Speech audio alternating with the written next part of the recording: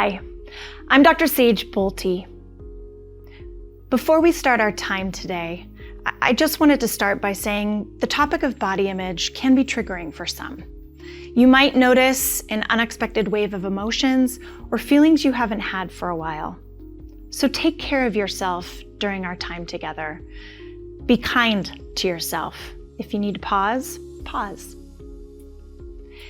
As we saw from the survivors you just heard from, body image is really different for everyone. Everyone has their own story, their own experience, because before a cancer diagnosis, they had their own story, their own experiences with their body.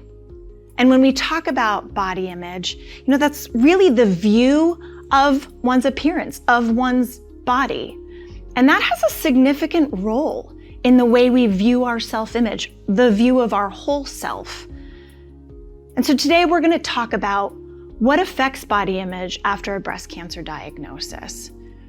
There are so many things that can change the way we feel about our bodies. And of course, it's really important to remember that we all come into a breast cancer diagnosis with different experiences, as I referenced earlier.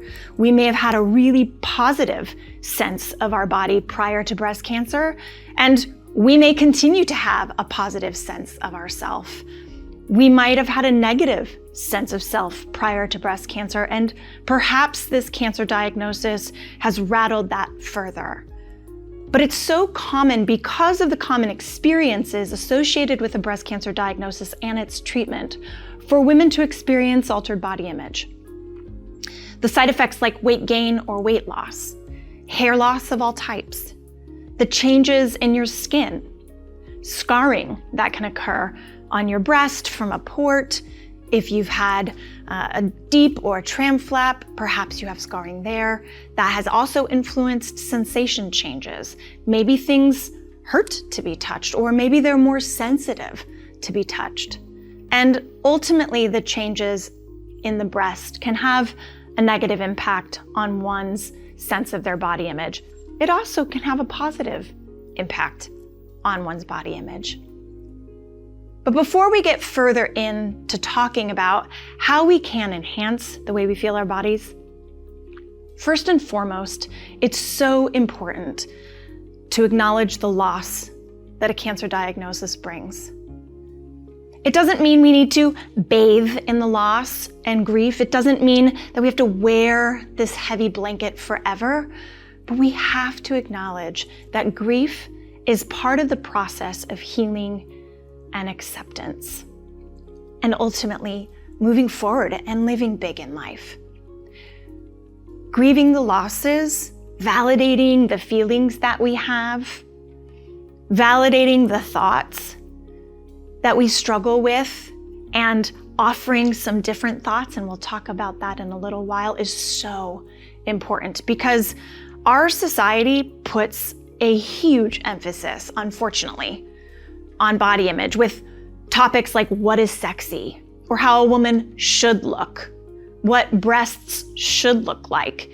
If you just walk down your local grocery aisle, you'll see magazines showing you what they believe is sexy or beautiful. We grow up in this world as little girls with insecurities.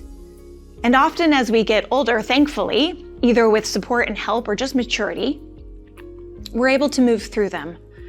But sometimes a cancer diagnosis can surprisingly trigger those once buried insecurities. Yet others may find a new sense of hope or strength in their body as they watch how it navigates fighting the cancer. And even when feeling weak or sick, they can see the strength they have inside that is this established resilience and optimism. And both can be true. We can struggle and be scared and be optimistic about where we're going and how our body will heal. So what are some of the common changes or issues that women often face? Certainly insecurity. The insecurity of, will I still be attractive to my partner? Or how will I continue to work with the changes that my body has experienced? Some fears about being seen or touched. You might experience sensation changes that alter pleasure experiences. Certainly, a breast cancer diagnosis can impact relationships, whether you're in a partnership, unpartnered, or dating. No matter how long you have been in a relationship with your partner, no matter how many years, one thing remains true: they cannot read your mind. I know, we wish they could. We wish that they could read our kind of passive body languages, that they should pick up on that we're feeling frustrated. Unfortunately, that's not the way it works. So being able to voice what you need in support, being able to voice if you're feeling insecure is really important. And one of the tools I teach couples is stating a fact, a belief, a feeling, and an action. So let me give you an example. I've heard the story over and over again from women who post-surgery, post-mastectomy or lumpectomy, maybe they have a drain, they're standing at the kitchen sink washing out their cup, and their partner comes up behind them and hugs them, expressing love, wanting to show affection, and inadvertently there's discomfort or pain. And maybe you push his or her hand aside, or you jump. Your partner makes note. Okay, don't do that again. I don't want to hurt her. And so a month or two goes on, and your partner hasn't come and done that hug that he or she normally does. And your dialogue begins, they must not find me attractive. Why aren't they touching me anymore? And often that can be a train taking off very fast with a lot of negative thoughts that leads to significant implications for where your mind goes, and often a conclusion that just isn't factual. So before that train departs any faster, have a conversation with your partner. State a fact. Ever since my surgery, you haven't touched me as much. State a belief. I think it's because you don't find me attractive. State a feeling. It makes me sad that cancer's impacted this part of our relationship. And then most importantly, give them an action. What can they do about it? I want you to initiate touch more often. When you come home from work or when I come home from work, I want you to embrace me. I want you to kiss me. I want you to tell me that I'm beautiful and that you love me. Give them something to do so they can participate in your healing, but also participate in helping you feel more confident. If you aren't in a partnership and you're dating, think about when you would disclose. How do you disclose? I know those are often questions that people when they're dating have. Do I disclose on the first date? On the sixth date? First of all, everybody has their own way of engaging in dating. Some people lay everything out on the table on that first date. So it's really important to be authentically you. However, I have one piece of advice related to that. Typically, again, on your first date, you're not disclosing everything, all the challenges and successes you've had in life. You're just getting to know each other. And by date 4, usually you're catching feelings. You might have experienced some strong attraction and you want that date 5. Before those feelings get stronger, before physical intimacy takes place, having that conversation is really important. And to do that confidently, you might want to consider practicing that with one of your friends. How do you disclose? When we talk about disclosure, one of the most important things is just being confident in your story, being able to answer questions about what this cancer diagnosis means and what it doesn't mean, what feels good and what doesn't. What do you want, right? And conversations and topics around fertility and all the other things might come up. Be prepared to answer questions with confidence. Now, I say that waiting till the 4th date might be of benefit. However, with social media being what it is today, so many women are sharing their story on social. So if you have shared your story on social, be prepared that he or she probably already knows about your cancer diagnosis. And that's actually something to consider when you think about sharing your story on social. What are you sharing? How much are you sharing? Is this something that you want to be out there forever? Because once it's out there, it's out there. And if on a date it gets brought up, be again prepared to answer with confidence, because that will help put them at ease as well. All the while, as we move forward in our journey, giving ways to support yourself with compassion, to have empathy towards the things that you're struggling for, to show yourself self-care and love, and asking, how can I improve my relationship with my body? This may seem very oversimplified. However, our thoughts are one thing that we can actually have pretty good control over. Not right away. Certainly it takes practice. But if we can catch that negative thought, that judging self-talk, that self-critical voice, and raise our awareness to how that impacts how we feel, gosh, every time I have a thought like that, I get a knot in my stomach, I get a knot in my chest, or I feel just anxious or sad.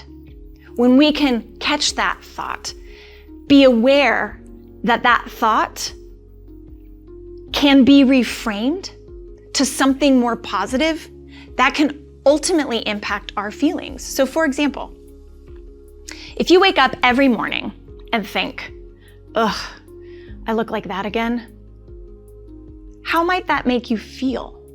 Probably sad, discouraged, not optimistic.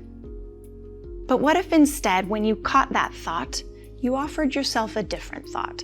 Not something that's inflated or overly optimistic, but honest.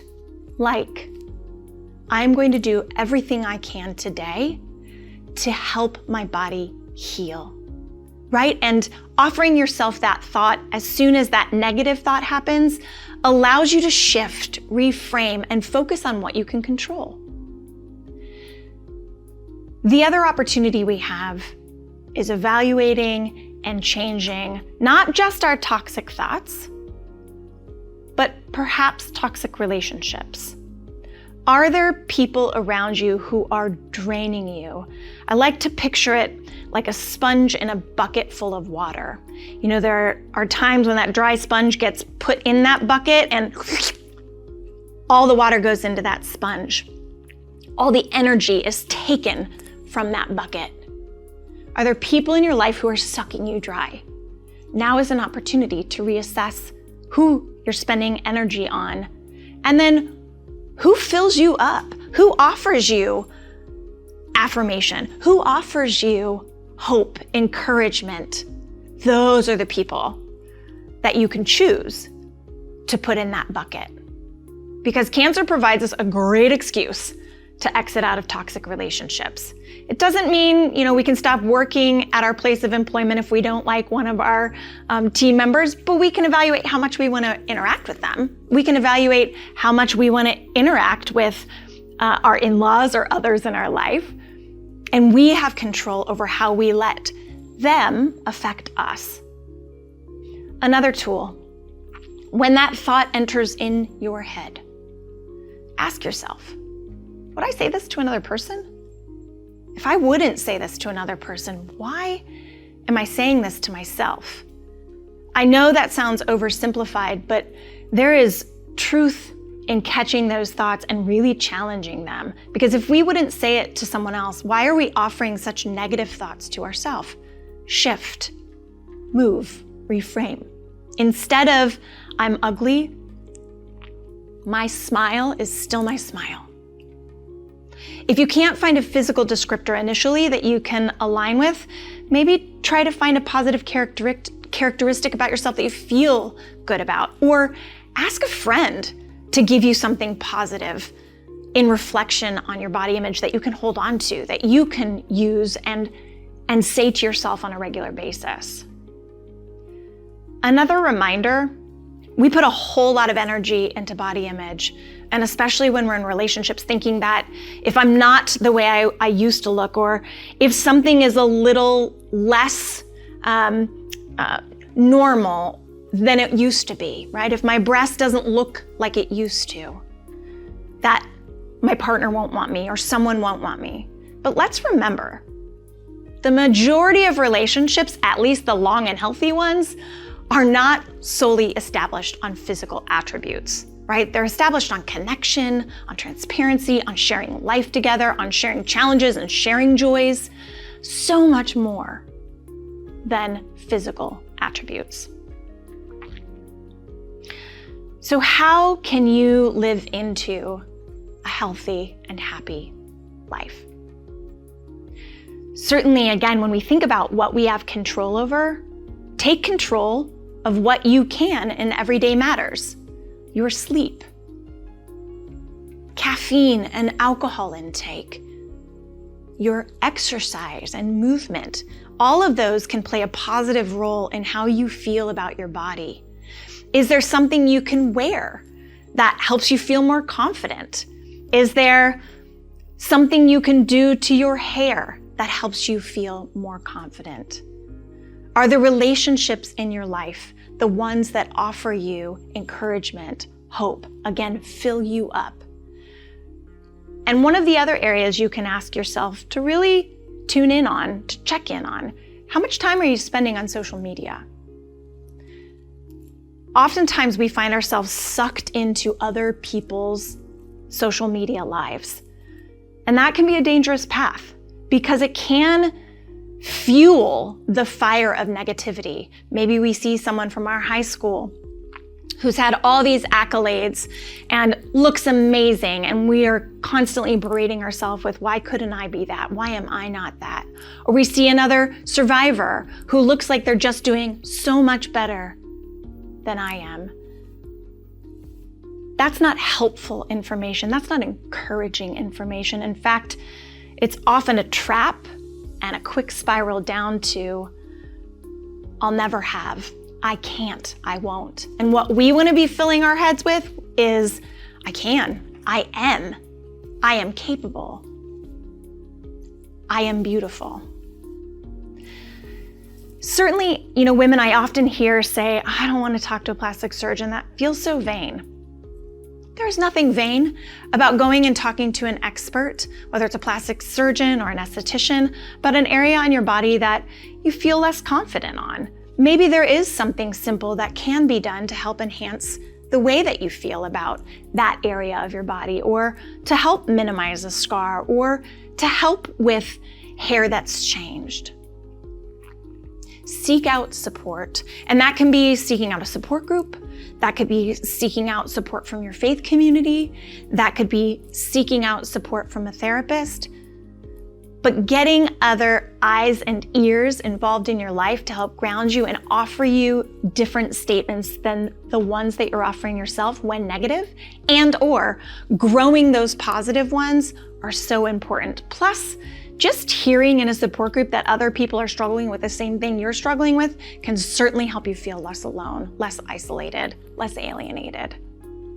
Another powerful tool is starting a gratitude journal. There's amazing things that can happen before we rest our head on our pillow if we end our day with just 5 minutes. Start with 1 minute of gratitude. The ability to say thank you, or what I'm thankful for, what you're grateful for today. And if you can start your day that way too, even better. And part of that is because, remember, we believe the things we tell ourselves, right? That negative thought that I tell myself, unintentionally maybe, or sometimes intentionally, we believe them. So why not start helping ourselves think about more positive things by telling ourselves something more positive? That doesn't mean blind optimism or saying you're the most beautiful woman in the world, although again, if that is how you feel, that is fantastic. But just even offering yourself something positive, like, I have all the tools and support I need to embrace today, to feel good in my body today. And that also means inviting people in, surrounding yourself with people who don't question why you're struggling with those feelings, don't undermine how they're feeling, but ask how they can show up for you, support you. Certainly challenge those thoughts that are unrealistic, like I'm ugly. Have those people that you trust ready to challenge and offer you something that's affirming. The question around how can I feel like me again comes up a lot. And this references back to that grief. Cancer changes us. It changes the way we see life. It often impacts relationships. And as we've talked about with our time together, it changes the way we feel about our body. And sometimes it changes whether we trust our body. Other times, it gives us a different respect for our body and what it can do, what it can get through.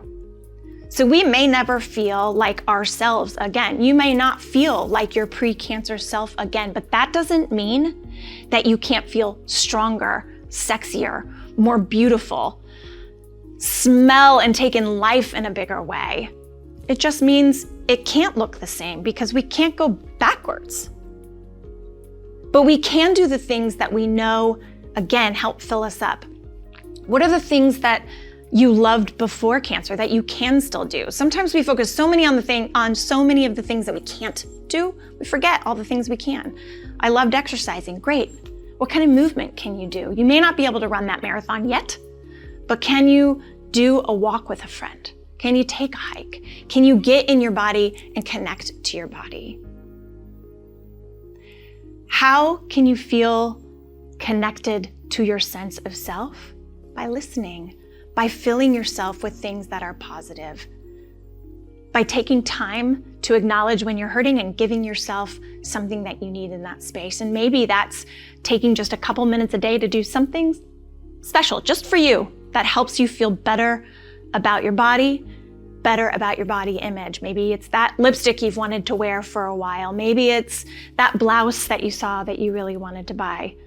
Maybe it's a perfume. Maybe it's just sitting outside and letting the sun hit your face. Give yourself time and space to connect to the things that make you feel alive. Give yourself time and space to do something that feels good to your body, that feels good in your body. Again, we can't go back to who we were. We can't go back to the body that we had before, but you can embrace and live into the body you have now by identifying those thoughts, surrounding yourself with people who can lift you up. Take some steps to think about ways that you can help yourself feel more sexy or strong or whatever word that you connect to that helps you feel good in your body. Keep looking forward. Thank you.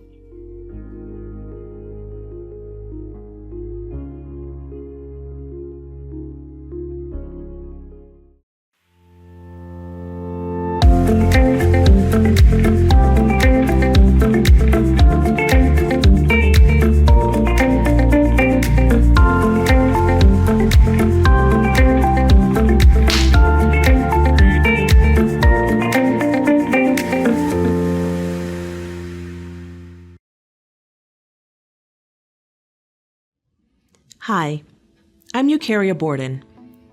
As you've just heard, this can be a really difficult time. There's so much going on. Have you noticed that right now you may be feeling different after treatment than you felt when you were diagnosed or going through treatment? If you do have that feeling, you're not alone. It's absolutely possible to feel very different with your feelings and even your thoughts after treatment. So we're here to talk a little bit about that. What is it about after treatment that's so different? I remember having a patient come to my office once on the day she finished her last chemotherapy treatment. She was so excited. And she kept saying, "I'm done with treatment. I'm done with treatment. I'm done with treatment." And her excitement turned to tears. And her tears turned to sobs. And she began apologizing, saying, "I don't know why I'm crying. I'm so sorry this is happening." Of course, I told her it was okay. But we had a moment to sit down and really process in the moment what was happening for her. And this is important for you to do as well. As human beings, we really do have that need to make sense of what's happened to us or what's happening for us. It's important to make sense of things first before you ever get to that place of making meaning. It's like acknowledging where you are in order to think about where you're going. You may be asking questions of yourself like, why don't I feel normal? Why am I not happier? Why am I not better? Why do I feel so different? Let's talk about that word normal for a second. Why don't I feel normal? When you think about normal, well, it implies that things are as they should be. It implies that things are good, maybe even perfect. That might be how you used to define normal. So when you hear a term like new normal, those things may not feel like they belong in the same sentence. And that's okay, because maybe they don't. Some of you may be feeling really stuck right now. And while that may not be a comfortable feeling to have, just understand that you are not alone in feeling that. You've been through something traumatic. You've had a cancer diagnosis. You've been through treatment. And that means that you may have had some really hard days. But the word traumatic and your experience, if it was traumatic, that means something different to everyone. And let's be honest, some of you are struggling to meet basic needs every single day. So you already know what it felt like to go through something traumatic long before cancer ever showed up in your life. In fact, breast cancer may not have been at the top of your list of problems that you need to deal with. Maybe you have 10 things at the top of your list and they all have a number 1 next to it, including breast cancer. You are not alone.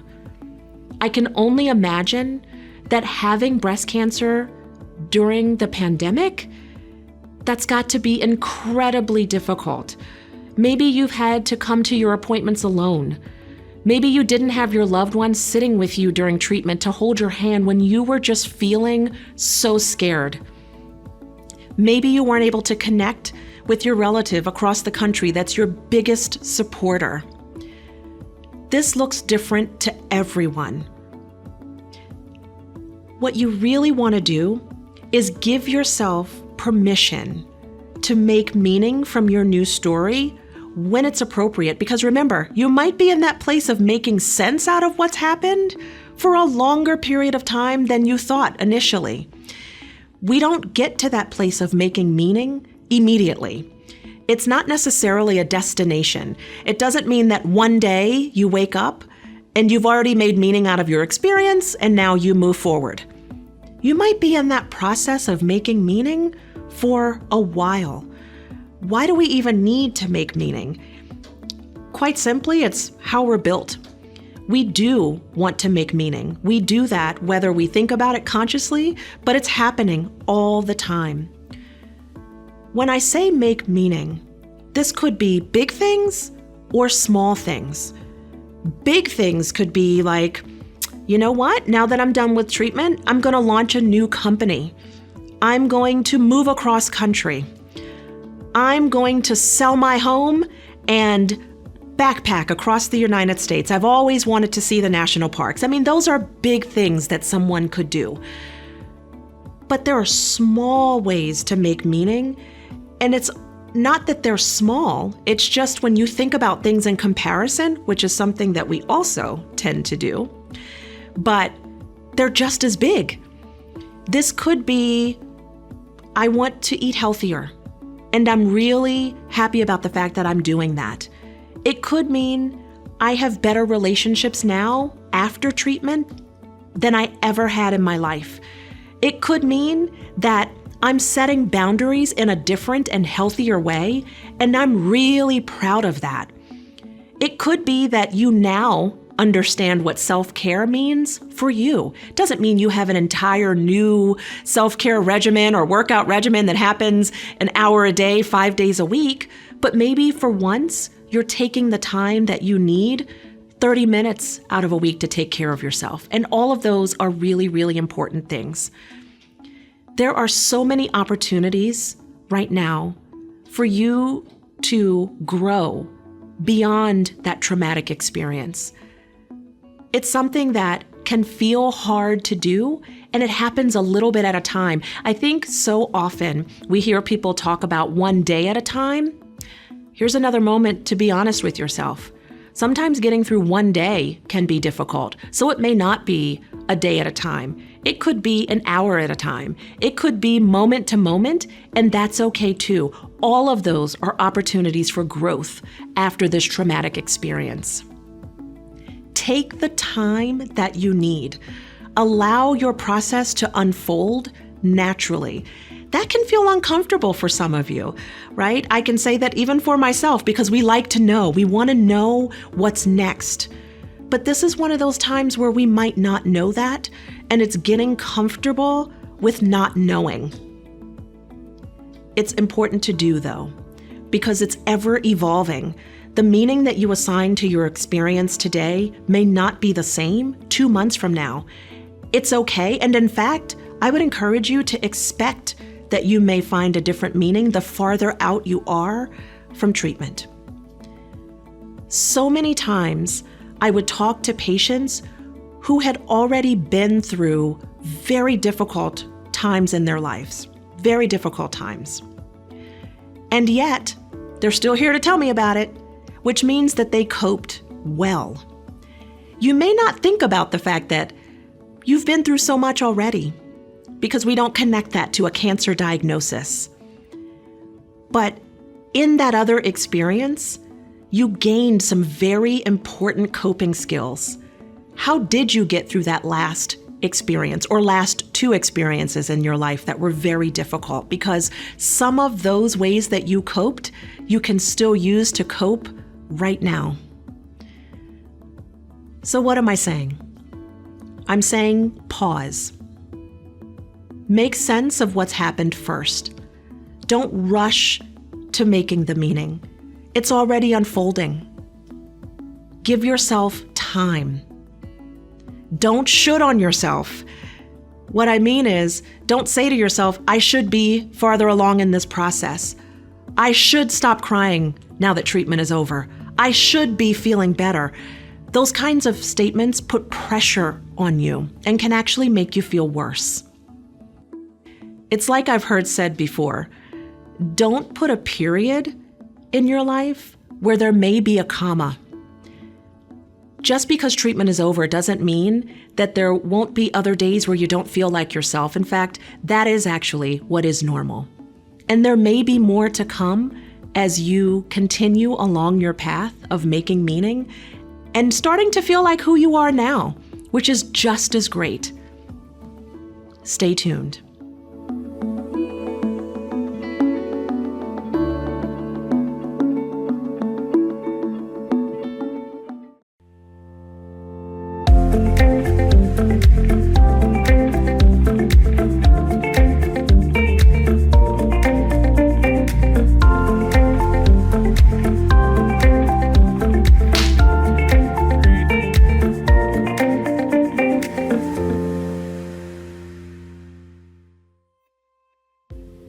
Hi, my name is Melissa Berry, and I was diagnosed with stage 1 triple-negative breast cancer in 2013. Hi, I'm Valerie Blackwell, and I was diagnosed with triple-negative breast cancer in 2018. Valerie, it is so great to see you. You too, Melissa. I just love these conversations, and I'm so glad that we're able to be here today to share our experience with triple-negative breast cancer. We both know how scary triple-negative breast cancer can be. How did you cope with it when you first found out, like that initial diagnosis? My initial diagnosis was very rough for me. And it was so funny because I was in a house by myself when I was first diagnosed.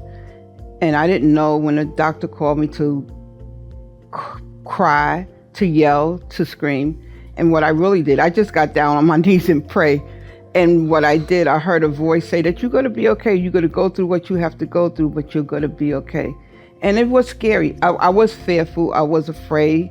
I didn't know what, because you don't know the unknown. So Exactly. You just don't know. And like for me, there's so much breast cancer in my family, and Really? I have the BRCA gene, and I was very closely monitored, and it was just like a very routine mammogram appointment that I was going for. And when they told me that it was breast cancer, I felt like it was an out-of-body experience. I don't know how to explain it. Like you said, you're angry, you're scared.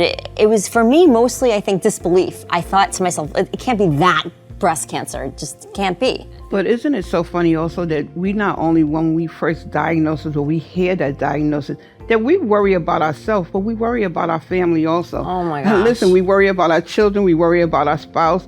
So all those things went through my mind. Who's going to help take care of my kids? Who's going to help take care of my grands? Who's going to help with my husband? And I kind of like pulled myself to the background because I didn't want to believe that I had triple negative. You nailed it. I mean, I think it makes us look at our mortality, you know, Right. and you think about yourself and your own life, but then your family and, you know, who's going to care for them. And it's just so, the whole experience is very scary. So would you say, as far as recurrence, so, you know, we definitely talked about just now, like the initial diagnosis, but what is your feeling on fear of reoccurrence? Do you think about it? Did you think about it when you were first diagnosed? Do you think about it now?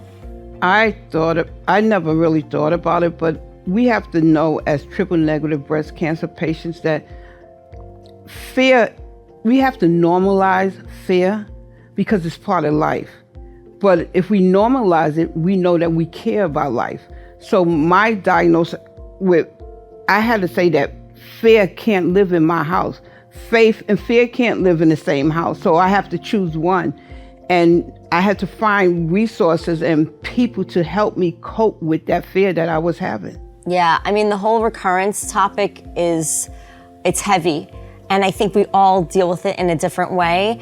I don't ever think that we get over this fear because we never know what's life gonna bring to us, but we just have to make sure that we're having the right diet, that we're exercising, that we're taking a 15, 30-minute walk a day. Have a dance party in your house for 15 minutes a day. Right, all those little things. All those little things, and try to live life because we can't we didn't choose to have this breast cancer, but we can choose how we live our life. So we have to just be happy. Exactly. Like, as far as fear, is there anything that triggers it, that's a trigger for you, that takes you back maybe to that first moment when you were diagnosed, when you were just completely, you know, freaked out? Social media. I try to encourage my sisters that have triple negative breast cancer through social media outlets, but there are times where I have to back up and walk away. When the conversation gets too deep, I try not to get involved with those conversations because I try to take out any negativity out of my life, because when it starts, I'm worried about reoccurrence. I'm worried. I don't want to speak those things into my life, so I just take a back seat, I move myself away, and then I come back in. Right. Well, I mean, thank you for sharing that. I would think for me, my trigger is when I go for my appointments. When I'm in the doctor's office, it's the smell of the office, maybe it's even the rubbing alcohol, when they do the blood test, it just takes me back to that place. And I feel like that's really the only time I ever really think about it, because I really try not to, but we all have our triggers, and you know, we're all so different, and that, for me, that's a big one. And I try and talk myself out of it when I'm going for a follow-up, but I get sad, I get scared, I get anxious. My doctor's appointment make me feel secure. As long as I know my doctor's like, can I see you 3 months? Because recently they was telling me, you're going to start coming to me 4 months. I said, why 4 months? I still want to continue with the 3 months. It is, it's like a little cocoon, because it's right? like my security blanket. It took me like 2 years to have my port taken out, because my port was my security blanket. I thought if I got my port taken out that, I didn't know if this triple negative was going to come back, and why take it out if it's going to come back? So leave my port in. I didn't want my port in because at that time I was fearful that it may happen again. And I'm happy to say that I just learned today that you turned your port into a beautiful necklace, because it is a part of your experience, and it gives you comfort. Yes. And we all, I think, find comfort in different ways. Exactly. I tell my sisters, just look for someone that you can speak to. Find someone that is also diagnosed with breast cancer and let them help you get through this, because none of us have to walk alone through this journey, because we all fear that reoccurrence, and some of us keep it in the forefront and some of us put it behind. So we have to just choose which one we're going to do. Exactly. It's so true. It's so true. So body image. Oh, God. I know. This is a big one. So how did you perceive your body image after your diagnosis, and what major issues did you have after having a bilateral mastectomy and breast reconstruction? My major issues was my hair loss. I had a double mastectomy, so that was an issue for me. The weight gain, the weight loss, and I lost a lot of weight doing. I really looked sick at the time, so I had issues with my tooth, the teeth falling out, and different issues with my skin. My skin was so pale, so there was a lot of issues. And just think about when I went into the shower and I was taking a shower and I was pulling and just washing your hair in the shower and stuff. A whole chunk of hair came out, and I started crying. I had my husband sit me down and I have him shave my hair, because I didn't want the chemo to take my hair away from me. I wanted to be in control. So I was like, just shave it, because at that point I was like, let's just shave it, because just let me have some type of control over something in my life, because during that time I didn't feel like I had any control of anything. Absolutely. I have a similar story. It's crazy. My daughter, Erica, at the time was very young. And you know how kids, they say, oh, I want to be a firefighter. She wanted to be a hairdresser. And so I woke up one morning and my hair was itching me so badly. And my hairdresser had said, when it gets really itchy, just shave it off. Because at the time I cut it really short. And I was about to hit it with the razor. It was really early in the morning, and I heard a knock at the door. It was my daughter. And I said, Erica, do you want to shave mommy's head? She was like, yeah. So we went into the bathtub and she shaved my hair. And honestly, I think that turned into it was one of the darkest, it could have been one of the most darkest moments, but it actually was quite beautiful, because she was part of it and she kind of made me laugh about it a little bit. What else can you do? Yeah, that's how I felt about when I had my double mastectomy. I would not look in the mirror. It took me about 8 months to even look in the mirror. I would always walk past the mirror. Every mirror in my house, I would just walk past really quickly. And then, like I said, one day my husband saw me coming out the shower. And when he saw me coming out the shower, he always noticed that I would walk past the mirror.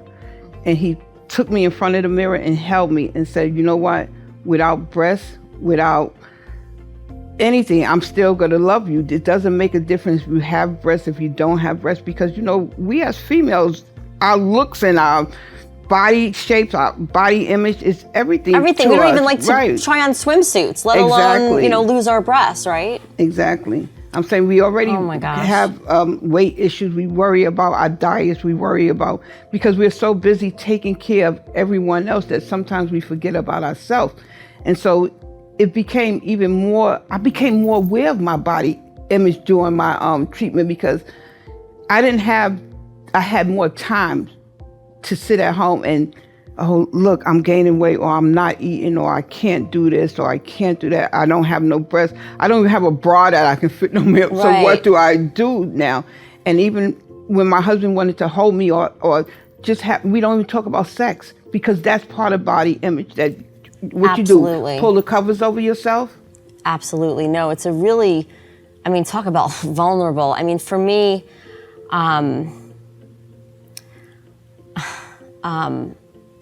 it's tough. I know. I felt like a shell. Mm-hmm. I'm not gonna lie. I felt like a shell of a woman, and that's why I do what I do today, because I don't want anyone to ever feel that way. And it's hard, because you lose your hair, you lose your brows, your lashes, your breasts. Exactly. And you don't feel like a woman anymore. And it's so hard to see the other side of it when you're done with treatment and your hair grows back and your breasts are reconstructed and the lashes come back. And it's so almost impossible to see that there's another side to this. and nobody truly understand what you're going through because you're by yourself. I'm saying, even though you may have your mother, I have my sister, I have my husband, I have my daughter, but nobody understood what I was going through. And they can tell me, oh, you look beautiful, mommy, you're okay, mommy, we love you. But that didn't help because it was difficult just seeing myself in another light. And like you said, you do feel like just a shell, an empty I felt like shell. like a shell of myself. Or I used to say it's horrible, like a ghost of myself. And it's horrible to say those words because it's morbid and it's so sad, you know. But I guess, you know, when we go through this transformation, if you will, of, you know, getting rid of the disease, Yes. and then losing our breasts and then putting ourselves back together again, it's a lot. Not just physically, but emotionally to endure. Yeah, I like the way, like you said, transformation, because it really is a transformation. But I don't know if we ever fully put ourselves back together. We take one day at a time, one step at a time. We try to say, like you said, we advocate for other breasties to make sure that what we didn't get, that we try to help them. So that's where I find my joy at now, just being able to help other people cope with their diagnosis of breast cancer. Absolutely. I mean, it's, and I love speaking to, you know, women like you and I, because our perspectives are different, but so many things are the same. Once your treatment ended, how did you relate to your body? Like, did you see it differently? My body image, I wasn't really worried about. What I was concerned about was my weight, because I went down to maybe about like 165 pounds, but during that time, I actually looked sick. Ooh. I didn't feel like I was healthy. It wasn't like a healthy... 165, Got exactly. It. So it really scared me, because when I looked in the mirror and I was like, my skin was dark and you could see the dark patches in your skin, and I just didn't feel normal. I was a runner. I would run 5 miles a day. And after breast cancer, I couldn't run like that anymore. And I'm still trying to get back into those activities I used to do. So it's really hard. Good for you. Yeah, it's very hard to find. I don't think it's about finding yourself again. It's about finding your new you. And I really think that's the biggest lesson. It's really hard, and it doesn't happen overnight. It takes a really long time. I think for me, the initial shock of losing my breasts was really, really difficult for me, and my hair loss. And then I have to say, I was pleasantly surprised about my breast reconstruction. And I don't know if I've ever gone on record to actually say this, but I breastfed both of my daughters. And for a long time, and I definitely favored my left breast, so they were not symmetrical, let's just leave it there.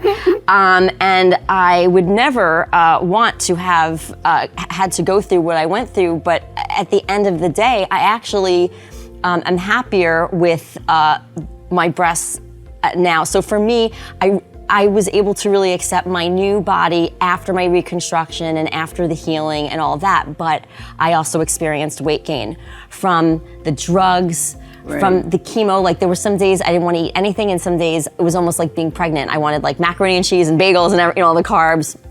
So it was like a very inconsistent diet. So I felt like I had to lose weight, but I think, and I'm sure you probably agree, you can't do everything at once, especially when you're healing. So I took it slow. You know, I had the breast reconstruction. I started to do some yoga, and then eventually went back to some weight training and incorporated slowly these things back into my life, got back into work again. But it's a process. It really is, because I used to go to when I go see my doctor, and I was so concerned with the weight gain. And he used to tell me, don't worry about the weight gain. He said, you're doing okay. He said, your blood works, everything is coming back fine. So you're worrying about the weight loss. But I was like, I wasn't this heavy. I wasn't this, but I also lost the weight. So he said, you was complaining when you was 165. You're complaining now. And I said, he just said, take one day at a time. You have to just take one day at a time. And I'm trying to really live that by taking one day at a time. Like I said, I know my grandson tried to remind me, Grandma, it's time for you to get on a bike. Do your 15 minutes. And I'm like, that's so great. Okay. And he pushed, get on the bike, Grandma. You say you was going to get on the bike. And he'll come in the room and say, okay, let's lift some weights. And I'm like, okay, we got to lift some weights today.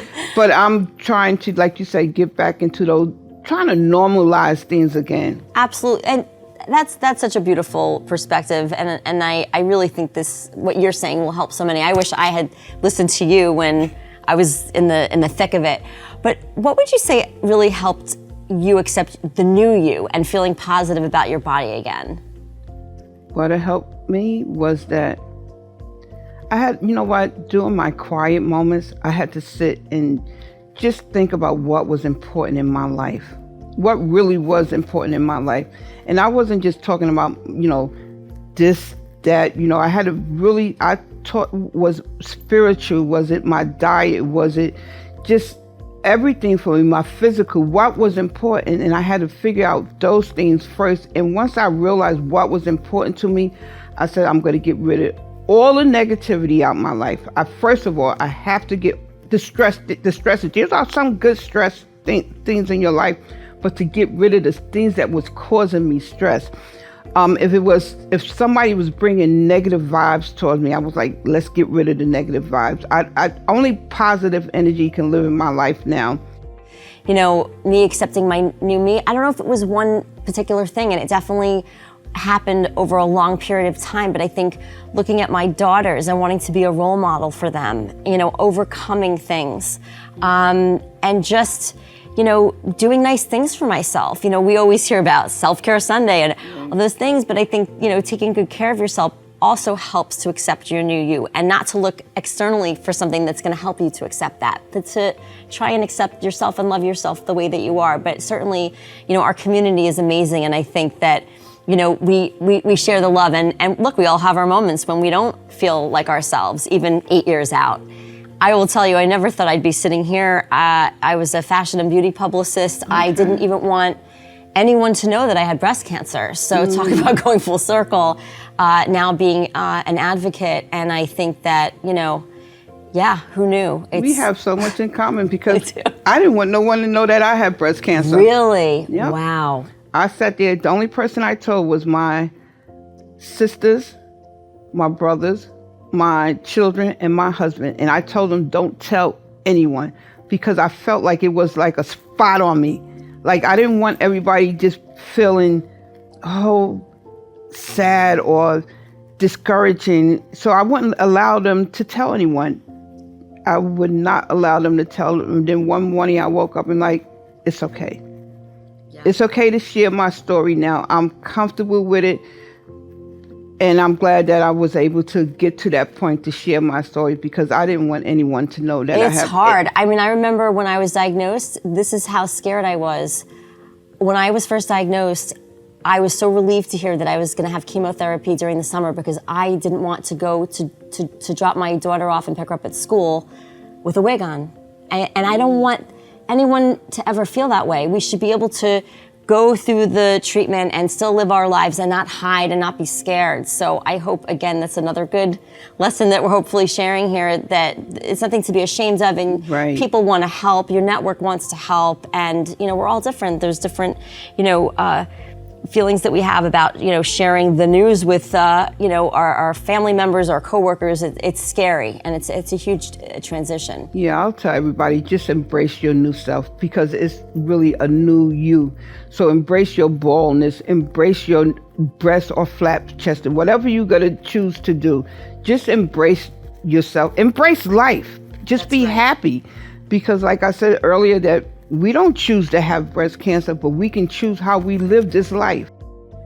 So what would you say are some words of wisdom that you would share with others that are diagnosed with triple negative breast cancer? To never give up hope, to just know that you can overcome this breast cancer diagnosis. Know that with faith, all things are possible, and that we have to keep persevering and know that there are strengths in numbers, that you have all your sisters and all your brothers that are fighting battling breast cancer too, and that you're never alone. You have so many outlets for people that can help you. Just reach out to your doctors, reach out to your friends, reach out to your therapist, whoever you need to reach out, even your children, because I found that my grandson brought so much joy during my time of diagnosis. So just continue to fight.